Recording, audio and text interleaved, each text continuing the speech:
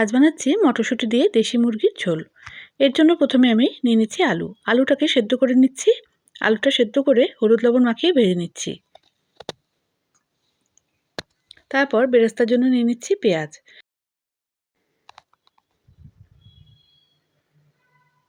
এরপর চিকেনগুলোকে হলুদ লবণ আর লেবু দিয়ে 1 ঘন্টা ম্যারিনেট করে রেখেছিলাম, সেটাকেও ভেজে নিচ্ছি।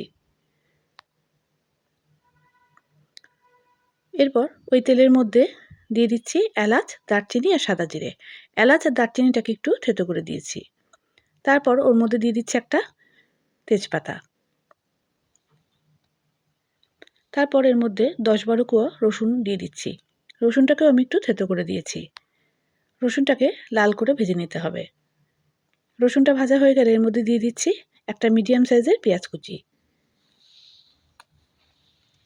পেঁয়াজটাকেও লাল করে ভেজে নিতে হবে। তার মধ্যে একটা মশলার পেস্ট দিয়ে দিচ্ছি। এর মধ্যে আছে পেঁয়াজ, রসুন, আদা, টমেটো, শুকনো লঙ্কা, কাশ্মীরি লঙ্কার গুঁড়ো আর সামান্য জিরে আর ধনের পাউডার দিয়ে একটা পেস্ট বানিয়ে নিয়েছি। এটাকে এর মধ্যে দিয়ে দিচ্ছি, দিয়ে কষিয়ে নিচ্ছি।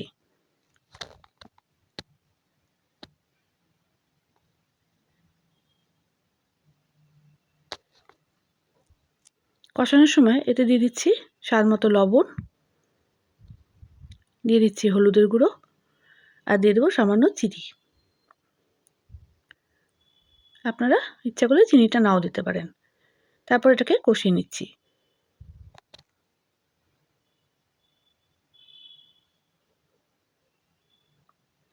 তারপর আঁচটাকে লো করে দিয়ে এর মধ্যে দিয়ে দিচ্ছি আমি 1 চামচ টক দই।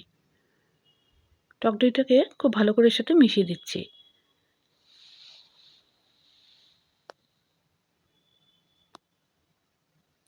তারপর এর মধ্যে দিয়ে দিচ্ছি ভেজে রাখা চিকেনগুলো। চিকেনটাকে ভালো করে এর সাথে কষিয়ে নিতে হবে। আঁচটাকে মিডিয়াম আঁচে রাখলাম। তারপর দিয়ে দিচ্ছি এর মধ্যে গরম জল। গরম জল দিয়েও কিছুক্ষণ কষাতে হবে। তারপর দিয়ে দিচ্ছি কয়েকটা কাঁচা লঙ্কা।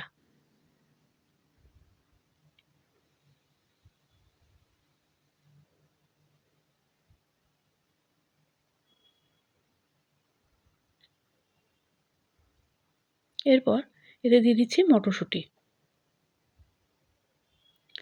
মটরশুঁটি দিয়েও কিছুক্ষণ কষিয়ে নিচ্ছি। তারপর মাংসগুলো সেদ্ধ হওয়ার জন্য দিয়ে দিচ্ছি গরম জল। গরম জল দিয়ে একে ঢেকে রাখতে হবে।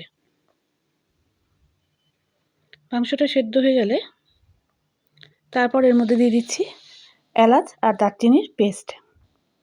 এলাচ আর দারচিনির পেস্টটা এর সাথে মিশিয়ে দিচ্ছি। এই সময় গ্যাসটা বন্ধ করে দিচ্ছি। তারপর দিয়ে দিচ্ছি এভারেস্টের চিকেন মশলা। ভালো করে মিশিয়ে নিচ্ছি।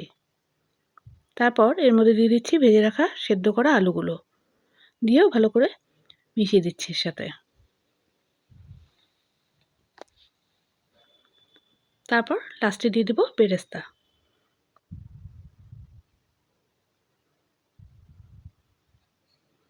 ভালো করে মিশিয়ে নিচ্ছি বেরেস্তাটা। আমার রান্নাটা কেমন লাগলো অবশ্যই কমেন্টস করে জানাবেন। আর আমার চ্যানেলটাকে সাবস্ক্রাইব আর লাইক করতে ভুলবেন না প্লিজ।